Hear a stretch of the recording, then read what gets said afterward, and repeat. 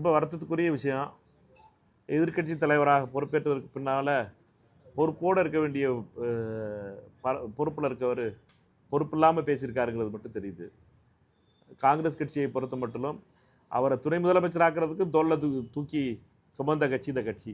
முதல் தடவை எம்எல்ஏ ஆன உடனே அமைச்சராகி துணை முதலமைச்சராவதற்கும் காங்கிரஸ்காரர்கள் உடைய துணர்ச்சிங்கிறத மறந்துட்டு பேசிகிட்டு இருக்காது. இதுதான் நன்றி கிட்டத்தனம்ங்கிறது.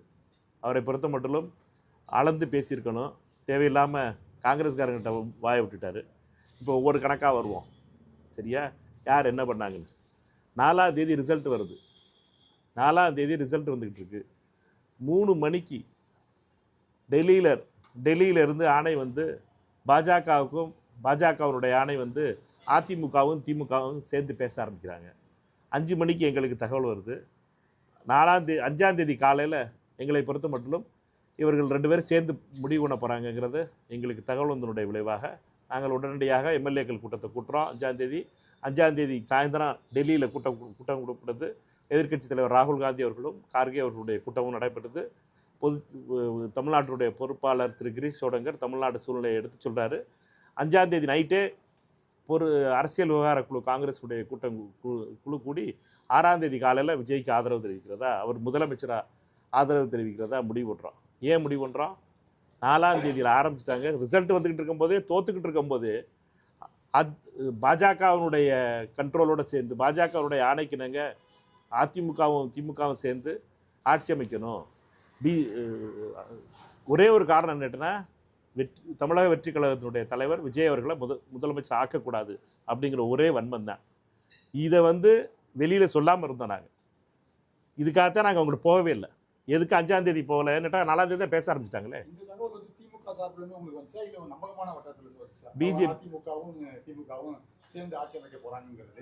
பிஜேபி யாரை பேச சொல்லியிருந்தாங்களோ பிஜேபியிலிருந்து தான் பேச ஆரம்பிச்சது. 3 மணிக்கு எதுக்கு நேரம் சொல்லிக்கிட்டு இருக்கேன்.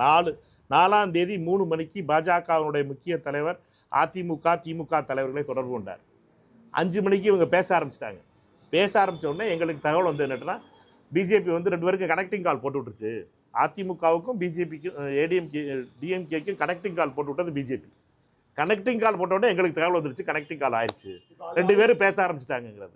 இப்போ இதே தான் நீங்கள் இன்னொரு ஆள்கிட்ட கேட்கலாம். இதே தகவலை திரு நம்ம சண்முகம் முன்னாள் விழுப்புரம் பிசி சண்முகம் அவர்கள்ட்டையும் கேளுங்க. அவருக்கு வந்து மாலையில் தான் அவர்கிட்ட மத்திய ஒரு அமைச்சர் பேசுனாருன்னு சொன்னார். அவர் எப்போ பேசினாருன்னு கேளுங்க. 4ஆம் தேதி சாயந்தரம் நான் விழுப்புரத்துலேருந்து கிளம்பிக்கிட்டு இருந்தேன். அப்போ தான் எனக்கு ஒரு அமைச்சர் பேசினான்னு சொன்னார்.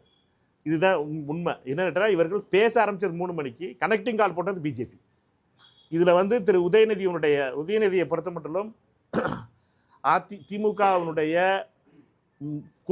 அனைத்து கொள்கைகளையும் குப்பையில் தூக்கி போட்டு அதிமுகவோட சேரணும்னு தவ்வி குதிச்சது திரு உதயநிதி அவர்கள். உதயநிதி அவர்களை பொறுத்த மட்டும் விஜய் அவர்களை முதல்வராகக்கூடாது என்பதற்காக அனைத்து முயற்சிகளையும் செய்து தோற்றிருக்கிறார். பழனிசாமி தான் இதான டீல் அவங்களுக்கு. பழனிசாமி அவர்களை முதலமைச்சராக்குங்க, நாங்கள் திமுக வழியிலிருந்து சப்போர்ட் பண்ணுறோம். காரணம் ஒன்று தான், திரு விஜய் அவர்கள் முதலமைச்சராகக்கூடாது.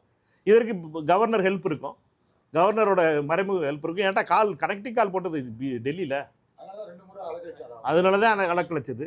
இது எல்லாத்தையும் என்னட்டா நாங்கள் எல்லாத்தையும் வெளியில் சொன்னோம்னா தப்பாக இருக்குமே சொல்லிட்டு தான் நாங்கள் பேசாமல் இருந்தோம். எங்களை பொறுத்த மட்டும் இப்போ முதல்ல திரு பேபி அவர்கள் சொன்னார் டெல்லியில் என்னட்டா அதிமுகவும் திமுகவும் பேசுதுன்னு. அதுக்கடுத்து அண்ணன் திருமா சொன்னார், அதுக்கடுத்து சண்முகம் சொன்னார், அதுக்கடுத்து கடைசியாக ஐயுஎம்எல்லுடைய தலைவர் திரு காதர் அவர்களும் சொல்லிட்டாங்க. அதனால் இது ஃபுல்லாகிடுச்சு. என்னட்டனா இதுக்கப்புறமும் திமுகவை பொறுத்த மட்டும் இந்த பொய் நாடகங்களை நிறுத்தணும். அதிமுகவும் திமுகவும் ஒரே பேஜுக்கு வந்துட்டாங்க. அதை செஞ்சது பிஜேபி. வெகு விரைவில் பிஜேபியோட சேர்ந்து இவங்க 2 பேரும் கூட்டணி வைக்கிறதுக்கு ரொம்ப மிக விரைவில் வந்துடுவாங்க. பார்லிமெண்ட்டில் இது வெறும் வெளிநடப்பு அப்ஸ்டென்ஷனில் ஆரம்பிக்கும். பார்லிமெண்ட்டில் இவங்களுடைய 22 எம்எல்ஏக்கள் எம்பிக்கள் இருக்காங்க. இவங்க எதிர்கட்சிகளோட சேர்ந்து உட்கார மாட்டோம்னு சொல்லியிருக்காங்கல்ல, இவங்க நடுவில் போய் உட்காருவாங்களா? நடுவில் உட்காந்து கொஞ்சம் கொஞ்சமாக பிஜேபிக்கு ஆதரவு இருப்பாங்க. இதுதான் நடக்க போகுது. இது எல்லாத்துக்கும் முதல் காரணம் திரு உதயநிதி ஸ்டாலின் தான். இதற்கு இது திமுகவினுடைய கொள்கைகள் அனைத்தும் குப்பையில் போடப்படுறது. ஒரே ஒரு வெறுப்பு, திமுகவினுடைய இவ்வளவு நாளாக திமுக எந்தெந்த கொள்கைகளுக்காக நின்றுக்கிட்டு இருந்துச்சோ அது எல்லாத்தையும் திமுக இழக்கக்கூடிய நிலைக்கு கொண்டு வர்றது திரு உதயநிதி அவர்கள் தான். அவருடைய வன்மம் நேற்று தெரிஞ்சிச்சு. அதுக்கு இளைஞரணின்னு சொல்லி 55-60 வயசுக்காரர்களாக உட்கார வச்சுட்டு ஒரு கூட்டம் உட்காந்துருச்சு. 50 வயசுக்கு மேலே இருக்கவங்களாம் இளைஞரை எப்போ நாங்கன்னு தெரியல எனக்கு. அந்த கூட்டத்தில் காங்கிரஸை பற்றி இந்த வன்மத்தோடு பேசியதை வன்மையாக கண்டிக்கிறோம். எங்களை பொறுத்த மட்டும் காங்கிரஸ்காரன் திருப்பி அடிக்கிறதுக்கு தெரிஞ்சவன் சும்மா பேசாமல் கம்மின்னு இருந்துகிட்டே இருந்தான், மரியாதைக்காக பேசாமல் இருந்தோம்னு நினச்சிக்கிட்டு இருந்தீங்கன்னா திருப்பி அடிக்கிற நேரம் வந்துருச்சு. அதனால அடிக்க வேண்டிய போச்சு.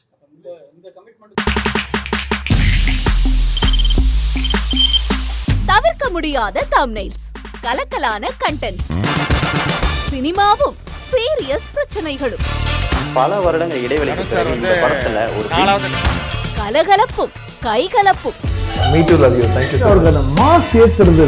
தான் இருக்காரே தவிர பிரேக்கே இல்லாமல் பிரேக்கிங் நியூஸ் சொல்லும் தந்தி டிவி ஆப். இன்ஸ்டா தலைமுறை வரை இறங்கி அடிக்கும் தந்தி டிவியின் டிஜிட்டல் எக்ஸ்க்ளூசிவ். அது தண்ணிக்குள்ள போகும்போது ஹேங் ஆயிடுச்சு. உங்களுக்கு விஜய் சார் எந்த அளவுக்கு ரொம்ப பிடிக்கும்? Of course, Malayalis are huge Vijay sir fans. ரெண்டு பேருமே ரொம்ப பிடிக்கும் எனக்கு. தந்தி டிவி ஆப்பை இலவசமா டவுன்லோட் செய்யுங்க. ஃபாலோ பண்ணுங்க, சப்ஸ்கிரைப் பண்ணுங்க, என்ஜாய் பண்ணுங்க.